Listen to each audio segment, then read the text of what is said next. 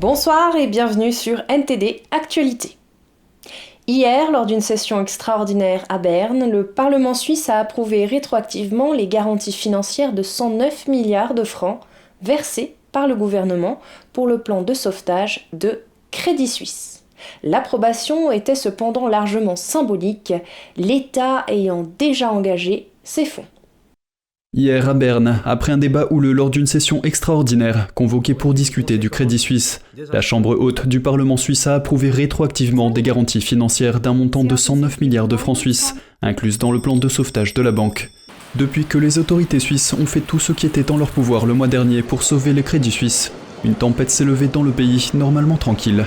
De nombreux parlementaires ont critiqué le mariage forcé qui a vu le Crédit Suisse repris par son rival UBS pour 3 milliards de francs suisses et soutenu par 250 milliards de francs de garantie et d'aide. Avant l'annonce de la fusion, un sous-groupe de 6 membres du Parlement avait approuvé l'engagement financier au nom de l'organe législatif, à la grande colère des quelques 250 législateurs qui n'ont pas eu voix au chapitre. Le vote était toutefois largement symbolique, l'État ayant déjà engagé les fonds.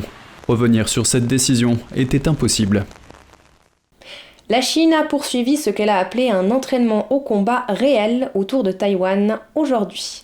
Le ministère de la Défense de l'île a déclaré que des navires de la marine chinoise se trouvaient toujours dans les eaux après 3 jours de jeu de guerre. La présidente de Taïwan, Tsai Ing-wen, a condamné ces exercices, déclarant que la Chine ne faisait pas preuve du comportement responsable d'une grande nation asiatique. Mardi, un navire militaire chinois a été vu en train d'effectuer des exercices de tir réel près du détroit de Taïwan. La Chine a commencé ses exercices samedi, après le retour de Tsai à Taipei, à la suite d'une réunion à Los Angeles avec le président de la Chambre des représentants des États-Unis, Kevin McCarthy. Bien que la Chine ait déclaré lundi soir que les exercices étaient terminés, le ministère taïwanais de la Défense a déclaré avoir opéré 9 navires et 26 avions chinois, effectuant des patrouilles de préparation au combat autour de l'île mardi en fin de matinée. Le ministère a ajouté que l'armée de l'air, la marine et les équipes au sol taïwanaises chargées de missiles surveillent étroitement la situation et réagissent. Le gouvernement taïwanais a dénoncé à plusieurs reprises ces exercices, tout en affirmant qu'il n'y aurait ni escalade ni provocation. Dans un message vidéo diffusé mardi, la présidente de Taïwan a qualifié les exercices militaires d'irresponsables pour un grand pays et a déclaré qu'ils avaient provoqué l'instabilité à Taïwan et dans la région. La Chine a simulé des attaques de précision et des blocus de Taïwan au cours de ces exercices, en envoyant des dizaines d'avions de chasse et de bombardiers. Lundi, le ministère de la Défense taïwanais a déclaré que 91 avions militaires chinois avaient effectué des missions autour de l'île. La vie à Taïwan s'est poursuivie normalement malgré les tensions, sans aucun signe de panique ou de perturbation.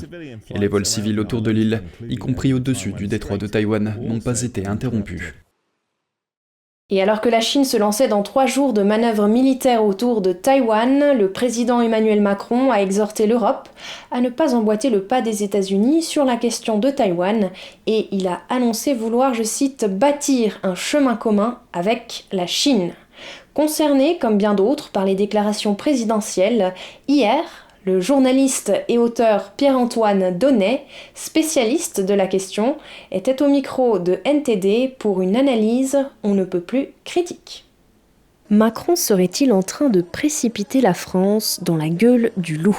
Suite à l'échec de sa visite officielle en Chine, le président français a exhorté l'Europe à ne pas être suiviste des États-Unis ou de la Chine sur la question de Taïwan.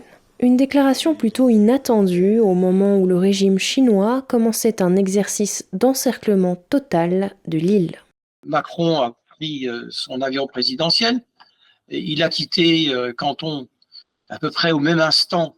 La Chine s'embarquait dans une série de, non pas de manœuvres, mais d'exercices militaires pour démontrer qu'elle avait la capacité d'entourer la totalité du territoire taïwanais. Et ça, elle l'a à peu près montré. Mais aussi, dans son avion présidentiel, le même Emmanuel Macron a fait quelques déclarations assez stupéfiantes.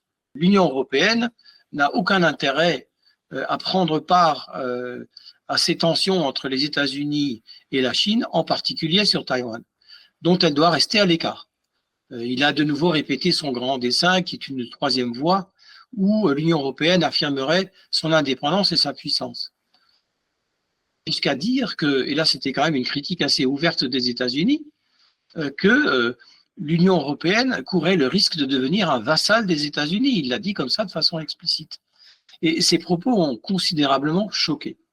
Depuis 1979, Taïwan bénéficie d'un statu quo qui lui permet de fonctionner comme un État indépendant, une indépendance officiellement reconnue par 14 pays.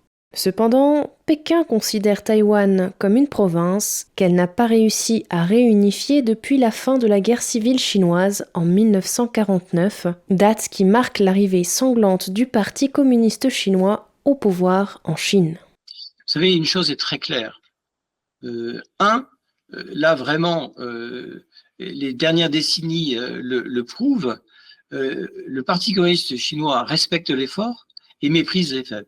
Ça, c'est le premier des constats.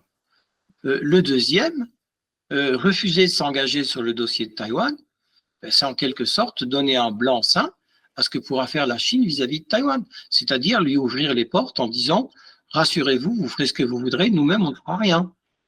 Il n'y a rien de plus dommageable, parce que, encore une fois, il parle au nom de l'Union européenne alors que c'est en son nom propre qu'il devait le dire.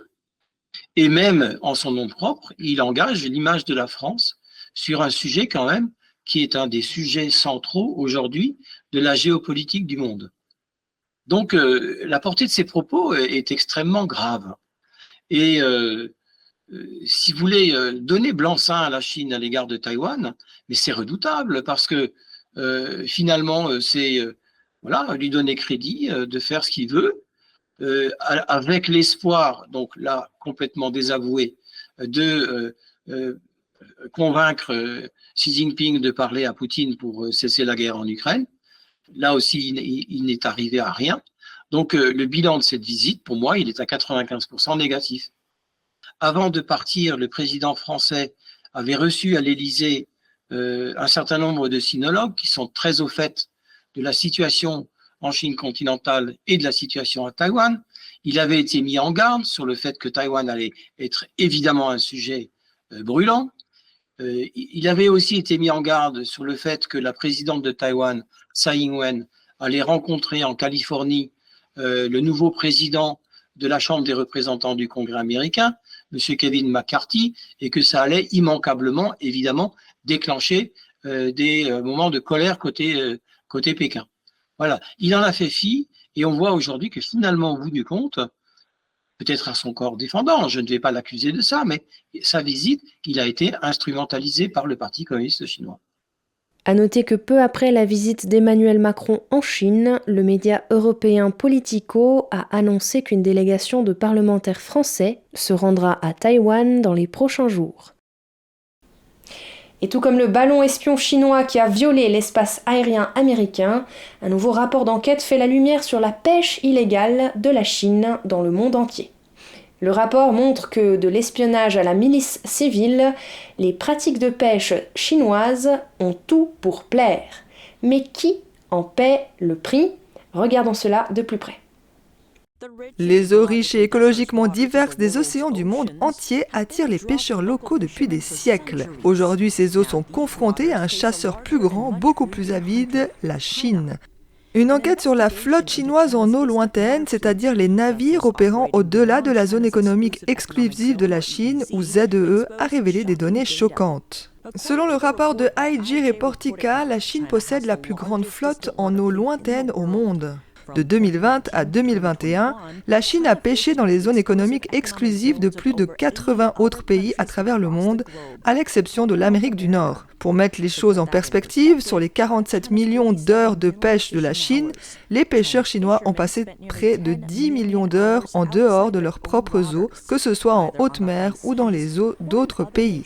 NTD a interviewé la journaliste d'investigation d'IJ Reportica. Il est surprenant de constater que des chalutiers chinois ont également été aperçus dans la ZEE russe. Leur activité a culminé en septembre 2022 avec plus de 35 000 heures de pêche légale et plus de 100 000 heures de pêche au noir, lorsque les navires chinois désactivent leur dispositif de repérage électronique ou leur système d'identification automatique. Cette pratique est associée à la pêche illégale, non déclarée et non réglementée. D'après certains classements mondiaux, la Chine est le premier pays à pratiquer la pêche illégale, non déclarée et non réglementée. Plus de 60% de ces navires seraient impliqués dans de telles pratiques dans le monde entier. En conséquence, les principales régions de pêche de l'Afrique de l'Ouest sont en train de s'épuiser en raison de la pêche intensive. Les populations locales protestent désormais contre la Chine en raison des dommages causés à leurs moyens de subsistance et à l'environnement. Les pays vont du Sénégal au Pakistan en passant par le Ghana et le Togo. En dépit des dommages écologiques et environnementaux qui y sont causés, des alarmes ont été lancées à l'échelle mondiale concernant les dommages causés au-delà de la pêche, la violation de la souveraineté maritime. Outre la pêche illégale, les activités des navires chinois comprennent la collecte de renseignements, l'espionnage, les enquêtes informationnelles et le suivi spatial. IJ Reportica a découvert que la flotte chinoise de pêche lointaine sert également de milice maritime.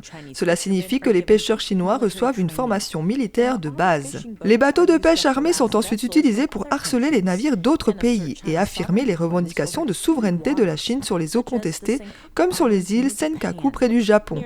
Près de certains pays d'Afrique de l'Est, l'armée chinoise escorte également des bateaux de pêche chinois autour du goulot d'étranglement de la Corne de l'Afrique.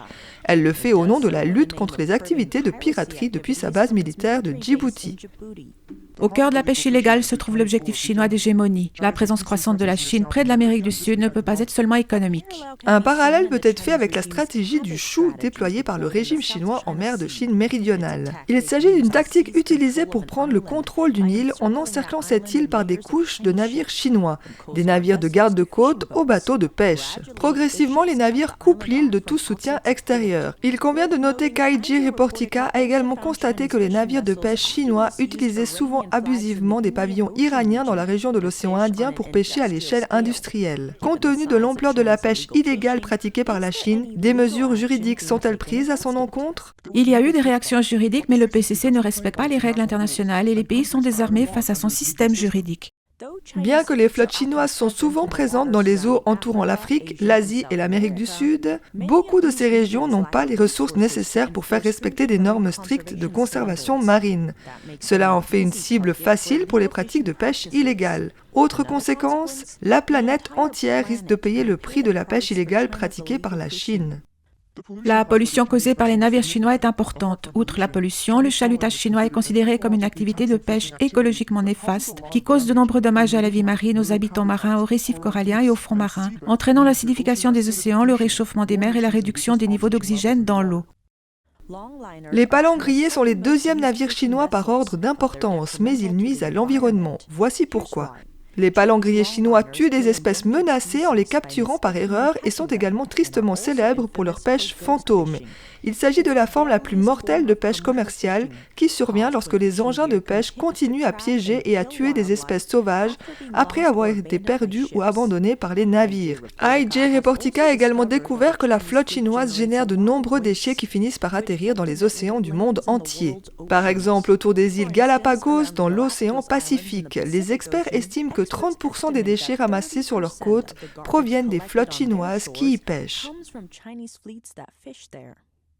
Et les autorités américaines enquêtent sur la publication de dizaines de documents classifiés dans ce qui pourrait être la plus grave fuite de secrets américains depuis des années. Les documents semblent contenir des renseignements sur tous les sujets, de la guerre en Ukraine au programme d'armement de la Corée du Nord, en passant par les relations de la France avec l'Afrique. Les agences américaines de sécurité nationale et le ministère de la Justice se démènent pour déterminer la source, l'ampleur et la sensibilité de ce qui semble être la plus grave fuite de renseignements américains depuis des années. On peut dire avec certitude qu'il s'agit de l'une des fuites de renseignements les plus préjudiciables de ce siècle jusqu'à présent.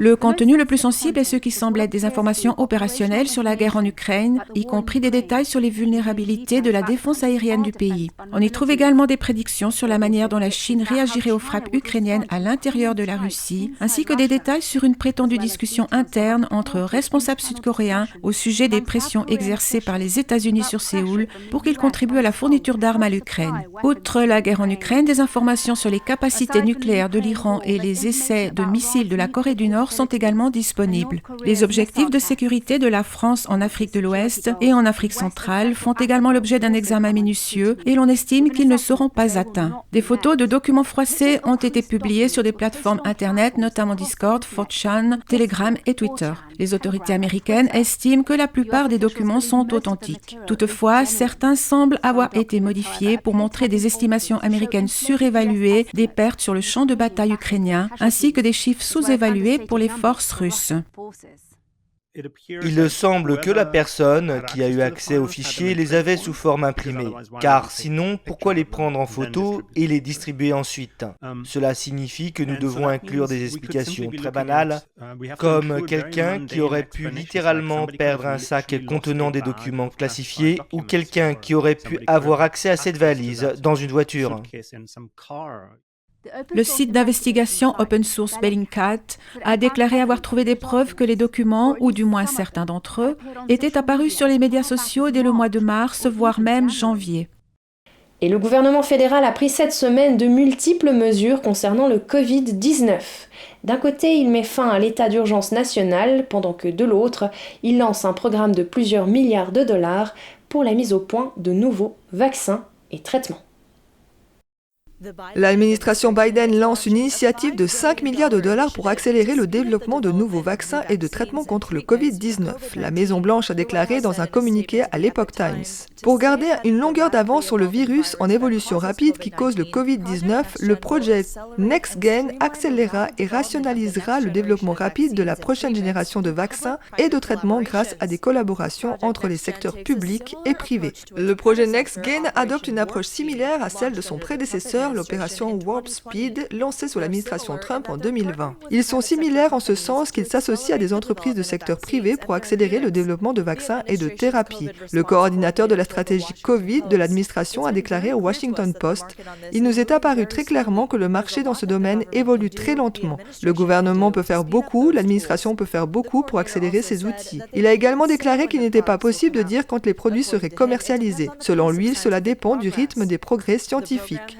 Le programme a 3 objectifs principaux. Créer des anticorps monoclonaux résistants aux nouvelles variantes du Covid, créer des vaccins capables de protéger contre plusieurs coronavirus différents, également appelés vaccins pan-coronavirus, et créer des vaccins pouvant être administrés par le nez dans l'espoir de réduire considérablement les taux d'infection et de transmission. Cette annonce intervient le jour même où le président Biden a signé une mesure mettant fin à l'état d'urgence national concernant le virus de la Covid, et ce, plus de 3 ans après la mise en place de l'état d'urgence par le gouvernement. La résolution a été adoptée par le Sénat à la fin du mois de mars. De nombreux démocrates se sont joints aux républicains pour soutenir la mesure. La législation comprend une simple description d'une ligne déclarant que l'urgence nationale pandémique prend fin par la présente. À Saint-Pétersbourg, un groupe d'amateurs restaure des portes d'entrée anciennes mises au rebut. L'équipe est fière de sauver le patrimoine des bâtiments de la ville. Andrew Thomas de NTD nous donne des détails sur ce projet. Depuis 2019, les amateurs récupèrent des portes d'entrée dans le centre-ville de Saint-Pétersbourg. Ils se concentrent sur la restauration de portes datant d'avant la Révolution russe. Le projet s'appelle « Porte des décharges ». Nous sauvons les portes des décharges. Elles sont jetées chaque jour en grand nombre et depuis notre création, c'est-à-dire depuis 2019, nous avons réussi à sauver environ 1500 portes et un grand nombre de fenêtres. Je ne sais pas exactement combien. Le groupe a conquis plus de 16 000 followers sur Instagram et 1000 followers sur Telegram. Ils aident les amateurs à trouver des portes à restaurer. Nous avons Instagram et ils nous envoient des photos de portes. Nous avons un chat Telegram dans lequel les gens nous envoient également diverses trouvailles. Nous connaissons de nombreux installateurs qui s'occupent du démantèlement d'appartements et ils nous envoient également des photos en nous demandant si nous les prendrions ou non. Alors, où les trouvons-nous? Partout où nous le pouvons. La cofondatrice Valentina Mann estime que les portes et les fenêtres sont l'âme des maisons. C'est important pour moi. Je pense que l'important réside dans les détails. Et nous perdons ces détails. Les portes changent, les fenêtres changent, tout est retiré de l'intérieur. Il ne reste plus qu'une boîte à la place de la maison. Il y a moins de sens dans tout cela. Mais auparavant, la ville ne disposait pas d'organismes de restauration spécialisés dans les portes pré-révolutionnaires. Et les travaux de restauration des portes peuvent être coûteux. Les coûts s'élèvent en moyenne à 1 200 €. Les fenêtres en plastique sont tout simplement très bon marché. La restauration est plus coûteuse. Les portes en panneaux de fibre sont également moins chères. Les gens font des investissements. Ils se demandent s'ils seront rentables ou non, s'ils aimeront le résultat ou non. Mais lorsqu'ils comprennent que cela en valait la peine, au bout du compte, le temps a été bien utilisé et nous sommes satisfaits, nous aussi. Pour l'instant, le groupe ne s'occupe que des portes d'entrée d'appartements, mais il espère restaurer d'autres types de portes à l'avenir. Andrew Thomas, NTD Actualité. Et c'est ainsi que s'achève cette édition. Merci de nous avoir suivis. Je vous rappelle que vous pouvez retrouver tous les programmes de NTD sur notre site web nttv.com ainsi que sur une toute nouvelle plateforme, Genging World. Vous trouverez un lien dans la barre d'information. Je vous souhaite à toutes et à tous, et au nom de toute l'équipe, une excellente soirée sur NTD.